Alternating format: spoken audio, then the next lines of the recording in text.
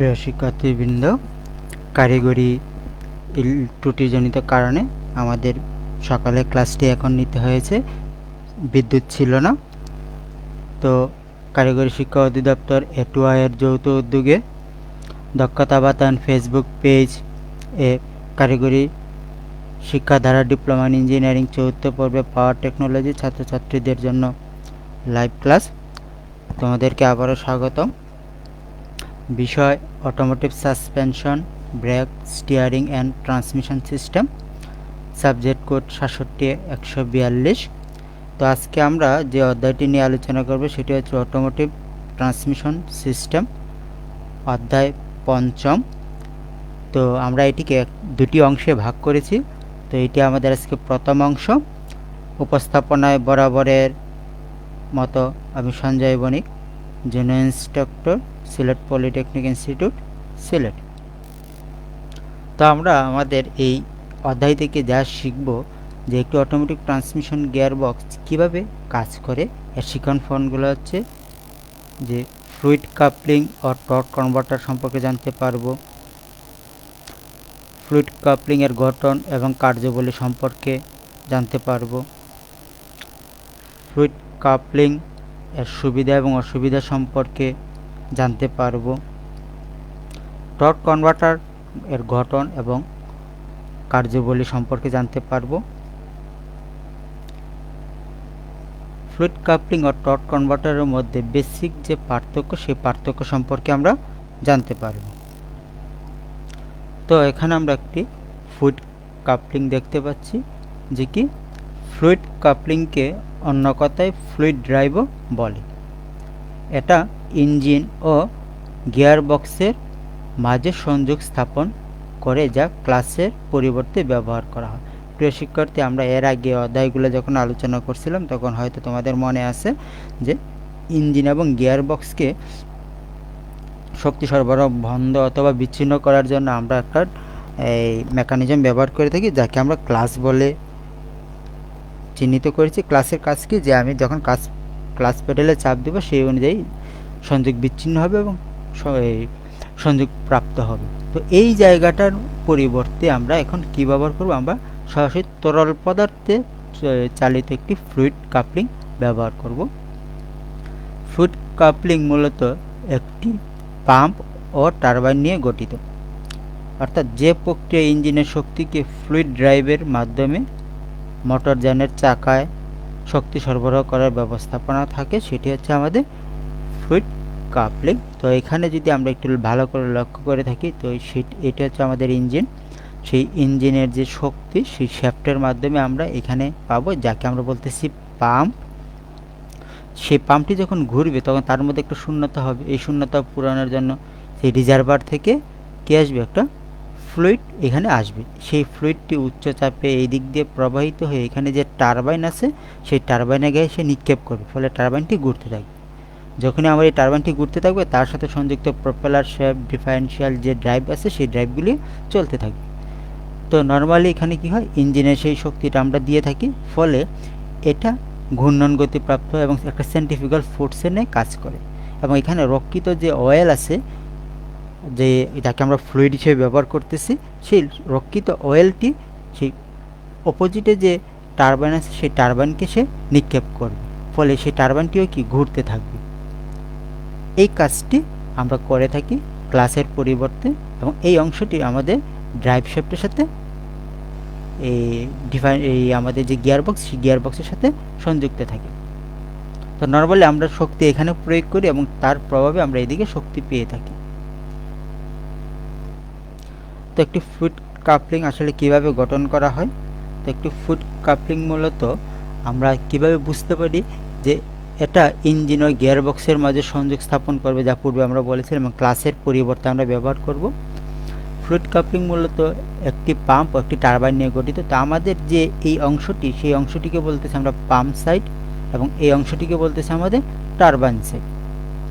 আচ্ছা, এখানে পাম্পটি driving member, অর্থাৎ তাকে আমরা শক্তি প্রয়োগ করব, বা এই পাম্পের যে ব্র্যাকেট থাকবে সেইটাকে বলতেছি আমরা ইম্পেলার, এবং টারবাইনটি ড্রিভেন মেম্বার, অর্থাৎ যে শক্তিতে চালিত হবে বা তাকে আমরা বলতেছি কি রানার হিসেবে কাজ করে। ড্রাইভিং মেম্বার ও ড্রিভেন মেম্বার দুটিকে একটি ইউনিটের মধ্যে মুখোমুখি রেখে এমনভাবে স্থাপন করা হয় যাতে একটি আরেকটিকে স্পর্শ না করে। তো প্রিয় শিক্ষার্থী, আমরা এখানে দেখতে পাচ্ছি এই পাশে একটি ব্রাকেট সহ ইম্পেলার আছে এবং এই পাশে একটি ব্রাকেট সহ টারবাইন আছে। তো একটি আরেকটির কি মুখোমুখি অবস্থান, কিন্তু একটি আরেকটিকে কি কোনোভাবেই স্পর্শ করতে পারতেছে না। এখানে ফ্লুইড দিয়ে ভর্তি এবং এই অংশটিকে আমরা একটা কেচিং বা কাভারের মধ্যে তাদেরকে আবদ্ধ করে রাখছি। এখান থেকে আসবে ইঞ্জিনের শক্তি এবং সেই শক্তিটা প্রাপ্ত হয়ে আমাদের যে গিয়ার বক্স, সেই গিয়ার বক্সে এখান থেকে পৌঁছে যাবে। আচ্ছা, পাম্পটি ফ্লাই হুইল বা ক্র্যাঙ্কশ্যাফটের সাথে এবং টারবাইনটি ট্রান্সমিশন শ্যাফটের সাথে সংযুক্ত থাকবে। তো আমরা বলছিলাম কি যে আমাদের যে পাম্পটি, সেই পাম্পটি আমাদের এই অংশটি ক্র্যাঙ্কশ্যাফটের সাথে এবং এই অংশটি আমাদের টারবাইনের সাথে সংযুক্ত থাকবে। পাম্প ও টারবাইন একটি তেলপূর্ণ কেচিংয়ের মধ্যে ডুবানো থাকবে, অর্থাৎ আমাদের যে এই পাম্প এবং এই যে টারবাইন, সেই পুরো সিস্টেমটাই একটা এই অয়েলপূর্ণ যে ফ্লুইড, সেই ফ্লুইডপূর্ণ যে কেচিং, সেই কেচিংয়ের মধ্যে সে কী করে থাকবে, ডুবানো অবস্থায় থাকবে। এখন এটি কিভাবে কাজ করে, এখন আসবো যে আমরা এই সিস্টেমটাকে কিভাবে কাজে লাগাইতে পারি। তো এখানে কাজ করার জন্য কি করা হয়, যে যখনই আমি ইঞ্জিন স্টার্ট হওয়ার সাথে সাথে ফ্লুইড কাপলিং এর ভিতরে যে পাম্প বা ইম্পেলারটি ঘুরতে শুরু করে, অর্থাৎ যখনই আমার ইঞ্জিনটা স্টার্ট হবে, ইঞ্জিনের সাথে এই অংশ অর্থাৎ ক্র্যাঙ্কশ্যাফটের সাথে আমাদের সেই ইম্পেলারটি সংযুক্ত থাকবে, ফলে এই ইম্পেলারও ঘুরতে থাকবে। আর যেহেতু এখানে ফ্লুইড দিয়ে পূর্ণ অবস্থায় থাকবে, ফলে সেই ইম্পেলারটি কি ঘুরতে শুরু হবে।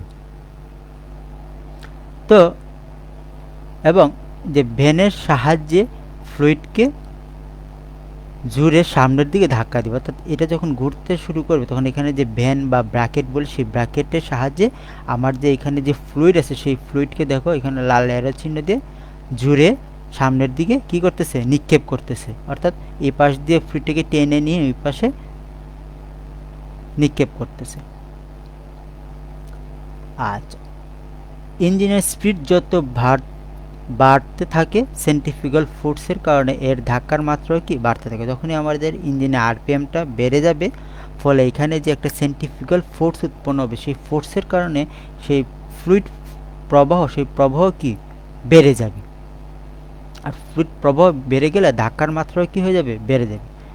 ফলে এই ধাক্কা খেয়ে ফ্লুইডগুলি টারবাইন বা রানারের ভ্যানের উপরে কি করে ধাক্কা দেয়, অর্থাৎ এই ফ্লুইডটি যখন আমার এই পাশ হয়ে তাকে ওভারটেক করে টারবাইনের দিকে যেতে থাকবে, তখন এখানে যে রক্ষিত ভ্যান বা রানার আছে, সেই রানারকে সে কী করবে, সেই ফ্লুইডদের আঘাত করবে। ফলে আমার যে আঘাতের ফলে সেই টারবাইনটি কী হবে, ঘুরতে থাকবে, সেই টারবাইনটি ঘুরতে থাকবে, ফলে ক্লাচ শ্যাফট সহ টারবাইনে ঘুরতে থাকবে। আচ্ছা, এবং ইঞ্জিনের শক্তি এবং গতি ট্রান্সমিশনে প্রবাহিত হবে। আচ্ছা, এটা হচ্ছে আমাদের নর্মাল অবস্থা, যখন আমাদের ইঞ্জিন বাড়বে। যখন আমরা আইডেল অবস্থায় কাজ করবে, যখন আইডেল অবস্থায় যখন থাকবে, তখন কি ঘটবে, আইডেল অবস্থায় অর্থাৎ আমার যখন ইঞ্জিনটা কি রান করবে না, কিন্তু জায়গায় রানিং অবস্থায় থাকবে, ফলে কি হবে, ফলে এই স্পিডের মাধ্যমে সেন্ট্রিফিউগাল বল কম হবে, অর্থাৎ ইঞ্জিনে আরপিএম যদি কমে যায়, তাহলে এখানে ঘূর্ণন গতি অর্থাৎ সেন্ট্রিফিউগাল ফোর্সও কি হয়ে যাবে, কমে যাবে। সেই সেন্ট্রিফিউগাল ফোর্স কমে হওয়ার কারণে টারবাইন কি করতে পারবে না, ঘুরতে পারবে না। কিন্তু যখনই আমি এই অ্যাক্সেলেটরের মধ্যে কি করব, চাপ প্রয়োগ করব, এবং সাথে সাথে ইঞ্জিনের স্পিড কি হয়ে যাবে, বেড়ে যাবে, এবং পাম্প পর্যাপ্ত সেন্ট্রিফিউগাল বল সৃষ্টি করবে, ফলে আবার টারবাইন কি ঘুরতে থাকবে। আচ্ছা, তো প্রিয় শিক্ষার্থী, একটি ফ্লুইড কাপলিং আমাদের এভাবে কাজ করে। তো এখানে পাশে আমরা যে চিত্রটি দেখতে পাচ্ছি, যখনই আমার ইঞ্জিন স্টার্ট হয়েছে, স্টার্ট হওয়ার সাথে সাথে এই যে ইম্পেলার বা আমরা পাম্প বলতেছি, সেই পাম্পটি কী করতেছে, এই রক্ষিত অয়েলটাকে সজুড়ে এইদিকে কি করতেছে, নিক্ষেপ করতেছে। এবং এদিকে নিক্ষেপ করার ফলে এখানে যে টারবাইন আছে, দেখো পরের ধাপে, সেই টারবাইনের উপরের যে ভেন আছে, সেই ভেনে গিয়ে আঘাত করছে, আঘাত করে সে ভিতর দিক দিয়ে বের হয়েছে, অর্থাৎ একটা সার্কুলেটিং মোশনে সে কাজ করতেছে। তো আমাদের যে এই ফ্লুইড কাপলিং, সেই ফ্লুইড কাপলিংয়ের কিছু সুবিধা অসুবিধা আছে। যে এখানে দেখা যাচ্ছে যে রক্ষণাবেক্ষণের খরচ কম, অ্যাডজাস্টমেন্টের প্রয়োজন হয় না, কোনো ক্লাস প্যাডেলের প্রয়োজন হয় না, ঘর্ষণজনিত ক্ষয় হয় না। তারপরে আমাদের কম্পন হলে তা ফ্লুইড বহন করে। ঠিক এখানেও ফ্লুইড কাপলিংয়ের কিছু অসুবিধা আছে। অসুবিধাটি হচ্ছে কি, ইম্পেলার এবং টারবাইনের মধ্যে স্লিপ হয়। গাড়ির লোড হঠাৎ বেড়ে গেলে স্লিপের মাত্রাও বেড়ে যায়। কোনোভাবে ফ্লুইড কাপলিং তরল পদার্থে লিকেজ থাকলে তার দক্ষতাও কী হয়ে যায়, কমে যায়। তো এখন আমাদের নেক্সট ধাপ হচ্ছে টর্ক কনভার্টার। তো প্রিয় শিক্ষার্থী, এখন প্রশ্ন হচ্ছে আমরা ফ্লুইড কাপলিং থেকে কেন টর্ক কনভার্টারে কনভার্ট হলাম। তো এখানে একটি বিষয় লক্ষণীয় যে আমরা এখানে টর্ক কনভার্টারটা এই কারণে কনভার্ট হওয়ার চেষ্টা করেছি,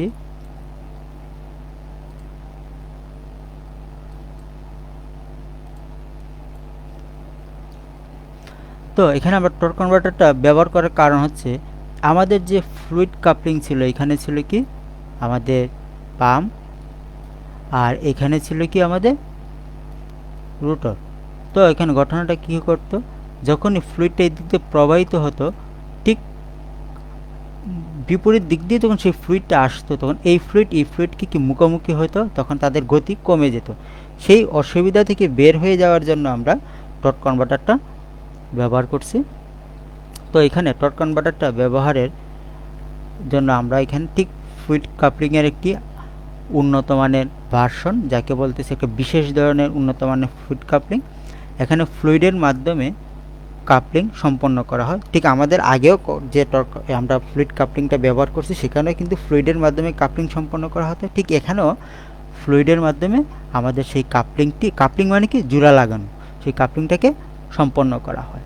আচ্ছা, এবং ফলে এখানে একটা সুবিধা কি, ইঞ্জিনের যে টর্ক, সেই টর্কের মাত্রা কয়েক গুণ বাড়িয়ে ট্রান্সমিশনে সেই শক্তি বা সেই ঘূর্ণন গতি সরবরাহ করতে পারে।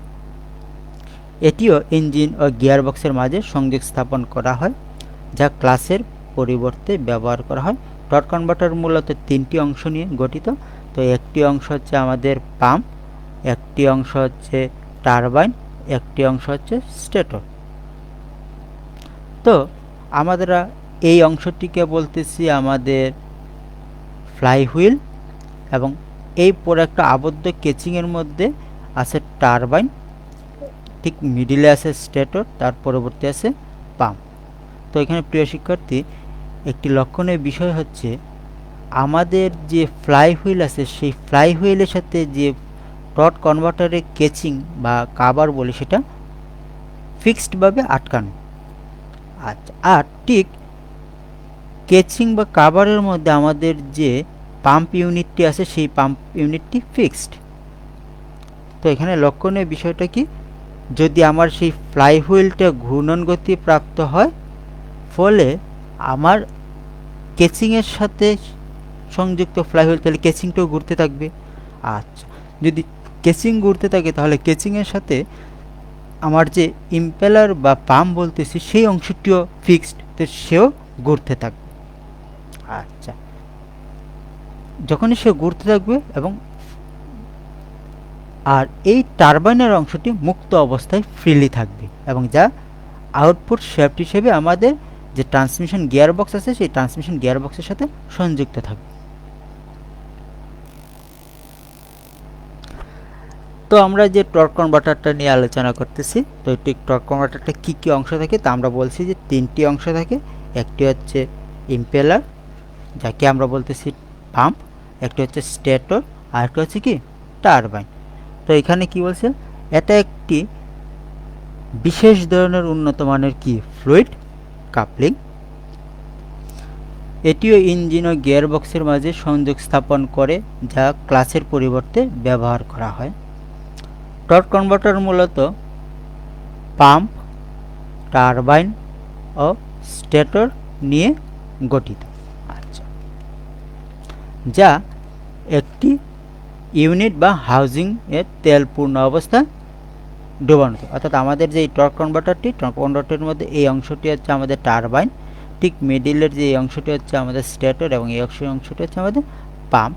এই সম্পূর্ণ অংশটি একটি কেচিংয়ের মধ্যে কি থাকবে, তেলপূর্ণ অবস্থায় ডুবানো থাকবে। আচ্ছা, এখানে হাউজিং এর একটি অংশকে পাম্প বলে, যা ইঞ্জিন চলার সঙ্গে সঙ্গে গতিপ্রাপ্ত। তো প্রিয় শিক্ষার্থী, আমরা আগেও বলেছি যে আমার এই যখনই ফ্লাইহুইলটি ঘুরবে, ফ্লাইহুইলের সাথে আমার কেচিং সংযুক্ত এবং এই কেচিংয়ের সাথে পাম্পের একটি অংশ সংযুক্ত, ফলে কেচিংও ঘুরবে, ফ্লাইহুইলও ঘুরবে, পাম্পও ঘুরবে, একই গতিতে ঘুরবে।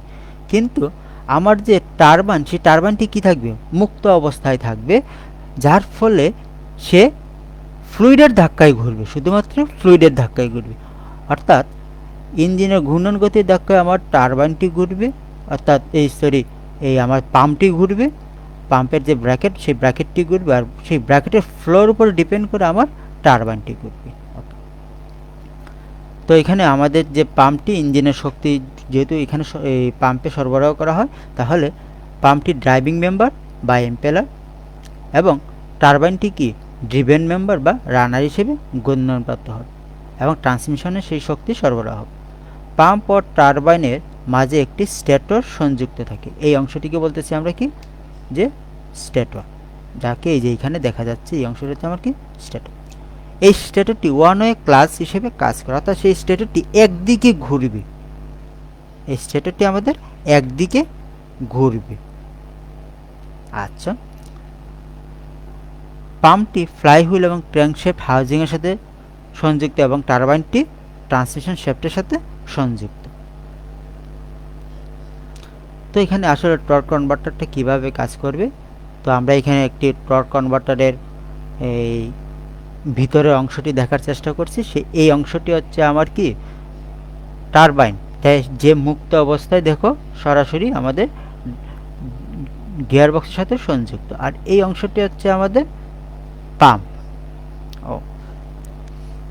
দেখো এখানে কি বলছে, ইঞ্জিন স্টার্ট হওয়ার সাথে সাথে যখন টর্ক কনভার্টারের পাম্পটি ঘুরতে শুরু করে, অর্থাৎ ইঞ্জিন স্টার্ট হওয়ার সাথে সাথেই যখন টর্ক কনভার্টারের যে পাম্প, সেই পাম্পটি ঘুরতে শুরু করে, তখন সেন্ট্রিফুগাল ফোর্সের কারণে টারবাইনের ভেনের উপরে উচ্চচাপে ধাক্কা দেয়, ফলে টারবাইনটিও ঘুরতে শুরু করে। এখানে বলছি কি, যখনই আমার ইঞ্জিনটি রান হবে, সেই রান হলে আমার সেই টারবাইনটি কি, এই পাম্পটি কি ঘুরতে থাকবে, এবং ঘোরার ফলে যে ফ্লুইড, সেই ফ্লুইডটি দেখো এই পথ দিয়ে ফ্লো হচ্ছে, এবং ফ্লো হয়ে এখানে যে টারবাইন আছে, সেই টারবাইনকে সে কী করছে, ধাক্কা দিচ্ছে, ফলে এই ফ্লুইডের গতি টারবাইনকে ধাক্কা দেওয়ার ফলে সেই টারবাইনও কী করছে, ঘূর্ণনপ্রাপ্ত লাভ করছে, এবং সেটি স্টেটরের মধ্যে দিয়ে আবার পুনরায় কি পাম্পে পৌঁছে গেছে।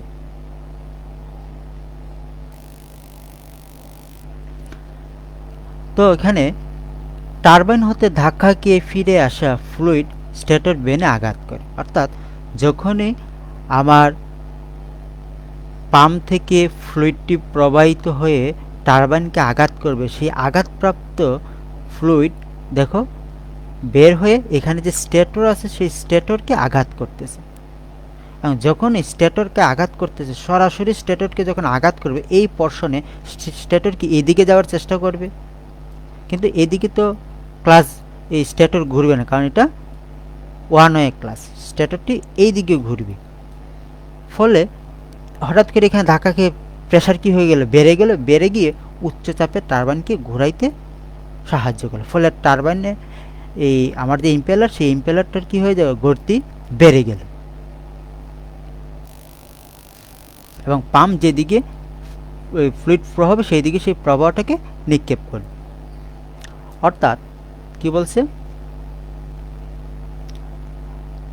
পাম্প যেদিকে ফ্লুইডকে নিক্ষেপ করে স্টেটরে ফিরে আসে, ফ্লুইডকে সেই দিকে প্রবাহিত করে, অর্থাৎ আমার যে পাম্প, সেই পাম্প আমার কি করে ফ্লুইডকে যে দিকে নিক্ষেপ করবে, তাই এই দিকে যাবে, এই স্টেটরে যে ফিরে আসা ফ্লুইড, সেই ফ্লুইডের প্রবাহ কি হবে, ঠিক সেই দিকেই হবে। আচ্ছা, ফলে টারবাইন হতে ফিরে আসা ফ্লুইডগুলি পাম্পের বিপরীতে বাধা সৃষ্টি করে না, অর্থাৎ আমার ফ্লুইডটা এদিকে প্রবাহিত হওয়ার কথা, ঠিক এখানে স্টেটরে আঘাতপ্রাপ্ত হয়ে সেই ফ্লুইডটাকে পাম্পের প্রবাহের দিকে নিক্ষেপ করে, ফলে টারবাইনের যে প্রবাহ এবং পাম্পের যে প্রবাহ, সেই প্রবাহ কয়েক গুণ যে টর্ক, সেই টর্ক বৃদ্ধি পায়, উচ্চ গতিতে চলার সময় টারবাইনের স্পিড বা ঘূর্ণন গতি বেড়ে যায়, ফলে স্টেটর ঘুরতে শুরু করে। যখন আমার সেই ধাক্কার ফলে একই দিকে প্রবাহের ফলে টারবাইনের স্পিড, পাম্পের স্পিড বেড়ে যায়, সেই স্পিডের কারণে টারবাইনের গতিও বেড়ে যায়, গিয়ে সে হালকা আরও দ্রুততে ঘুরতে থাকে। ফলে টারবাইন থেকে আসা যে ফ্লুইড এই স্টেটরের এই অংশে আঘাত না করে সে এই পাশ দিয়ে এসে সরাসরি আমার যে পাম্প আছে পাম্প ইউনিটকে আঘাত করে, ফলে পাম্প ঘুরতেও শুরু করে। এমত অবস্থায় পাম্প, স্টেটর এবং টারবাইন একই ইউনিট হিসেবে কাজ করে। আচ্ছা, এতে করে স্টেটর ভালোভাবে ফ্লুইডকে পাম্পের সহায়কের দিকে প্রবাহিত করতে পারে এবং আমাদের যে টর্কের পরিমাণ অনেক অংশে কমে যায় এবং গতি কি বেড়ে যায়। যেহেতু এখানে কোনো আমার বাধা পায় না, সেই বাধা না পাওয়ার কারণে সরাসরি ফ্লুইডটি আমাদের যে ইম্পেলার আছে পাম্পের, সেই ইম্পেলারের গায়ে এসে আঘাত করে। তো প্রিয় শিক্ষার্থী, আমরা এই যে টর্ক কনভার্টার এবং ফ্লুইড কাপলিং নিয়ে আলোচনা করলাম। তো এই দুইটার মধ্যে যে বেসিক যে পার্থক্য, সেই পার্থক্যটা এখন আমরা দেখব। যে ফ্লুইড কাপলিংটা আমরা যেভাবে ব্যবহার করি সেটা কি ফ্লুইডের মাধ্যমে শক্তি সরবরাহ করে।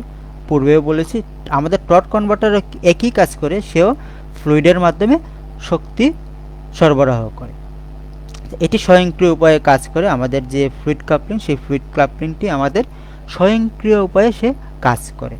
কিন্তু টর্ক কনভার্টার শুধু স্বয়ংক্রিয় উপায়ে কাজও করে না, বরং টর্কের পরিবর্তক হিসেবেও সে কাজ করে, অর্থাৎ যাকে আমরা গিয়ারের সাথে তুলনা করতে পারি। ফ্লুইড কাপলিং মূলত আমাদের দুটি অংশ নিয়ে গঠিত। একটি অংশ হচ্ছে আমাদের পাম্প এবং অপর একটি অংশ হচ্ছে আমাদের টারবাইন।